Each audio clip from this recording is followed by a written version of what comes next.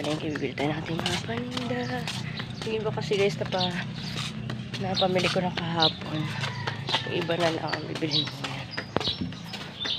Dito na tayo sa bahay. From palengke, syempre, bumili ako ng mantika. 51 pesos. Ay, 52. Ito pala. Kung sa 51 kasi nakasarado yung kanilang gate. Dito lang malapit sa amin. Kasi nga, ginagawa yung ano, yun kung naririnig nyo. Ginagawa yung Maynila dyan. Ingay talaga guys. Bumili ako ng 1 kilong toge. Sabi hindi mawawala singkamas sa toge ko. At syempre yung kamote ang nagpapasarap sa toge ko.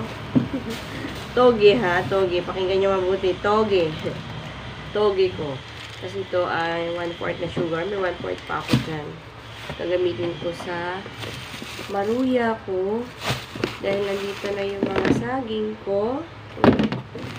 At itong glutinous na binili ko ay barato 42 plus 30 yung ano, yung nyog ng yang coconut. Yun lang guys, at nakahanda na ako ng suka. Yun, magagayat na tayo ng kamote. Gayatin na natin. At yun nga pala, ang anak ko ay nandito lang sa bahay. Online sila. Because may prelim daw ang mga college ngayon. Kaya sa bahay lang sila muna. Tara maghiwa na tayo ng kamote at singkamas. Sana gutom ang mga people ngayon. Sana gutom ang mga people. Ang ganda ng ng singkamas. Oh. Sariwa. Siguro mga ano to. Mga 1 week pa lang to o 1 month na napitas. Ano talaga siya na makatas eh.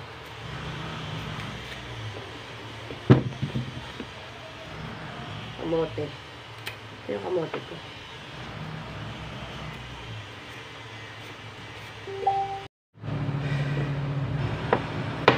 Yan na guys. Tayo ay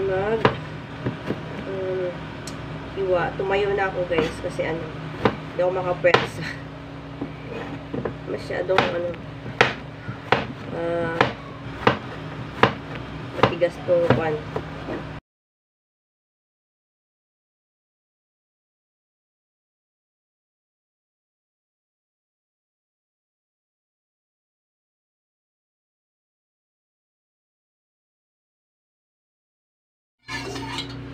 Gigisa na natin guys yung ating sangkap sa ating toge.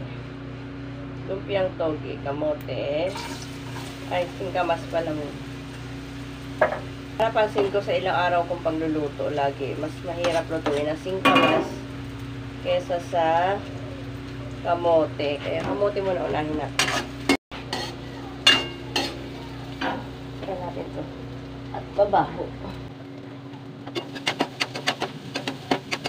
Kamote.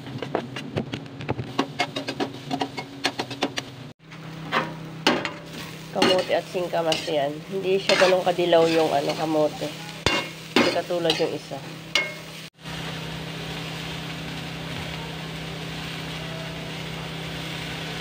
Hugas na to guys. Lagyan natin siya ng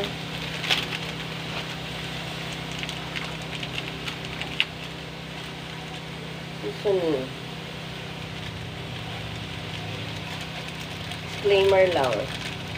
Kung ano man itong ginagamit ko na to, hindi ako nagpo-promote, guys. Lagyan natin ng asin.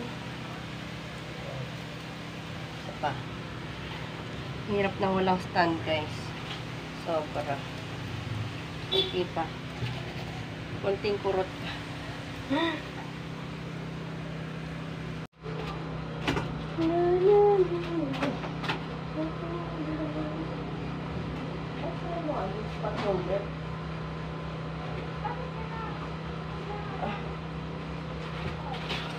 Ito pala. Sabi natin guys dito at palalamigin natin. Sabi natin dyan.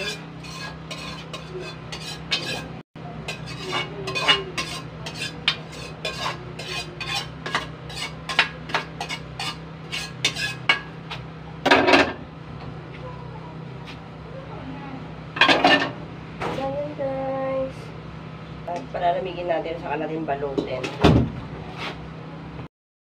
Magmimix na tayo guys ng glutinous at niyog para sa ating carioca. Kanin natin para sa sunod. Alam na natin. Ilagay ko na nga pala dyan yung gatas. May gatas to guys. May niyog.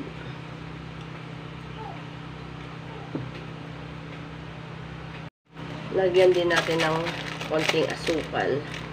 May gatas na yun guys. Kunti lang para lang siya mag-ano. Lagyan natin din ng konting asin. A pinch of salt. Kurot lang.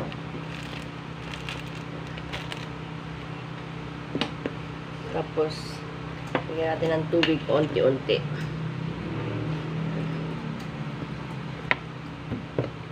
Kasi yung nyug kakatas pa yun eh. So, lamasin ko na guys. Nga pala, syempre naglinis na ako ng kamay yan eh. Dahil kanina pa ako galaw ng galaw. Dito. Imamash lang natin to guys. Gagawa na tayo ng suka. Sasalin na tayo sa plastic. At ano oras na? Mga 1 o'clock magluluto na ako. Because meron akong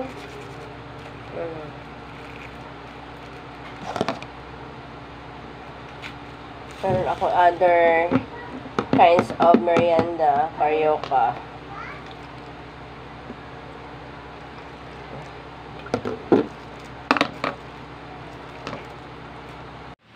Ito ang aking paninda for today. Ayan guys, meron akong maruya, meron akong carioca, and banana Q, and toge. Ito yung suka niya guys.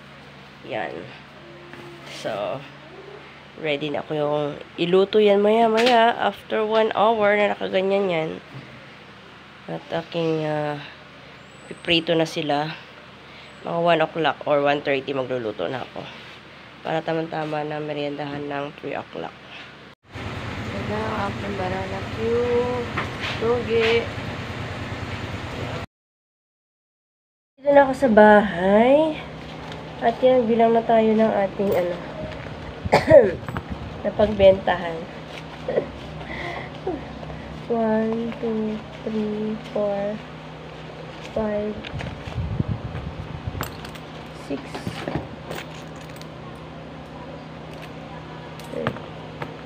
40, 10, 20, 30, 40, 50, 70, 80, 90, 100, 700, 10,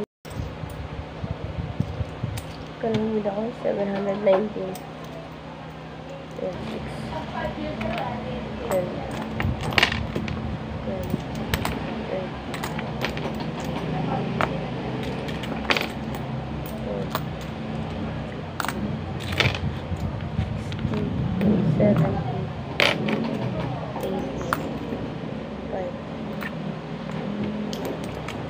795. O, diba? 795. Ang aking puhunan ay 455. Kano yun?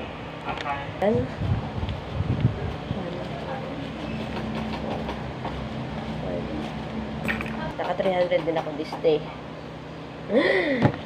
Naka 300 din tayo. 430 na.